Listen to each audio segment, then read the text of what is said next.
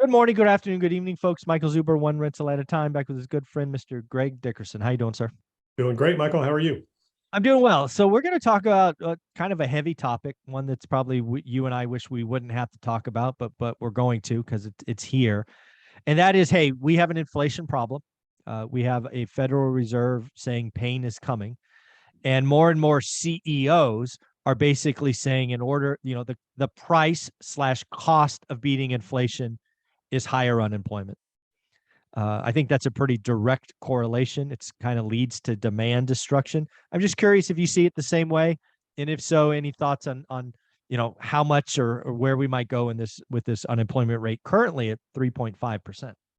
It's the only thing they have. The Fed cannot address inflation any other way. They can't increase supply. I mean, they're not making anything. They're not manufacturing anything. You have to make the cost of capital and the cost of doing business more punitive to slow demand down and to get prices down. And so how do you get prices down? If you think about where prices are and why, a lot of it is labor. I mean, some of the most stickiest aspects of inflation are in the service sector, which is based Correct. on labor. Cost to manufacture goods is going up. We have supply chain issues still that haven't 100% been resolved.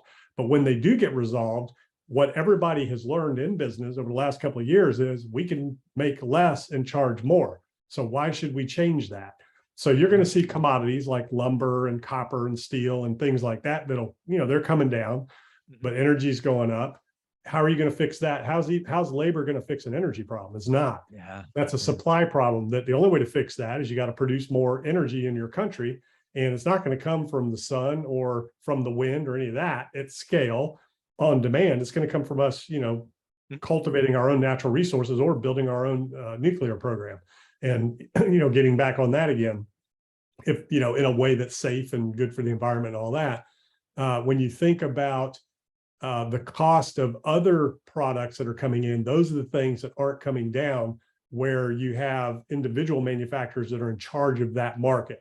So if you're making something with these other natural resources that are coming down and you've been charging a premium, you're not going to drop your prices because you're, like automobiles, right? So they're coming down a little bit, but in general, the manufacturers have cut back. They're making fewer cars. They're charging more. Why should they change that? They're profitable finally. So the question is, how far do you need to contract in order to actually start correcting the labor market? And I don't think we're anywhere near there because it's still so strong. There's still so much demand, especially in the construction industry and trades industries and the service industry. People can't get help. So there's so much distortion out there that needs to come back into balance before you can even affect to the negative side to start really affecting, pricing. I don't even know that that'll work. Yeah, it's such an interesting job market. Obviously, we have this thing called the JOLTS report that basically highlights job openings versus, available resources. It peaked at almost 2 to 1. It's now at like 1.6 to 1. So it's coming down. We had 1 million job openings vanish, but we're still at 1.6 openings per unemployed. Crazy strong job market. I agree with you. Something that I'm coming to believe, it'll be interesting to see what happens in tech this week because we've got a lot of big earnings, is I think we're on the cusp of a white collar recession, not a blue collar, not a trade recession. I think there's been a lot of distortion over the last decade or so, kind of go to school, go to college, get a degree, go get a white collar job. And, I think it was Altimeter just released a open letter to Facebook or Meta, basically saying whack 20%, you're bloated. So I think there's a lot of companies that, may have some layoffs. I think the big layoffs are coming in tech and finance, right? You heard Jamie Dimon talk about making record profit on $1.3 trillion in cash. All he does is wheel the money over to the Fed. The Fed pays him 3% interest or 3.05 for overnight. And he's like, that's easy money. I don't need a lot of traders for that. So I think there's a lot of pain coming to tech and finance. What do you think about that? Yeah, they're both bloated because of, what's been happening lately, and they're starting to cut back. I mean, Elon Musk said, hey, if I buy Twitter, I'm going to cut 70% of the jobs, because they have an unbelievable amount of people. So I think, and there's a lot of duplicity in the process, especially in the jobs reports too, because I'm wondering, how accurate is that? They might be even double counting some of the openings because of remote work. Yeah. some of the openings can be, advertised multiple ways. Yeah. So, what's the real situation out there? But what I can tell you, again, I work with entrepreneurs, investors, people all around the world that are employing people in their businesses. And most everybody I know cannot get help. It's very, very difficult in every sector. So until you get that in line and you get that corrected, you're not going to see demand destruction from that standpoint to where manufacturers have to start, laying people off and cutting back at scale. Again, a lot of the tech sectors, a lot of that, and those people can get absorbed in other industries, right? Sure. So we'll see what happens there and how that really affects it. What's really going on, this is what the Fed is doing, and this is what people need to get and understand. The only way they can really destroy demand is to make you feel less wealthy. So that's why they want damage in the stock market. They're not happy with what's happened the last few days. When markets rally, the Fed's not happy. They want housing to come down. Why? Because people were tapping equity and using that money to pump into the economy and spend. Again, we're consumption driven.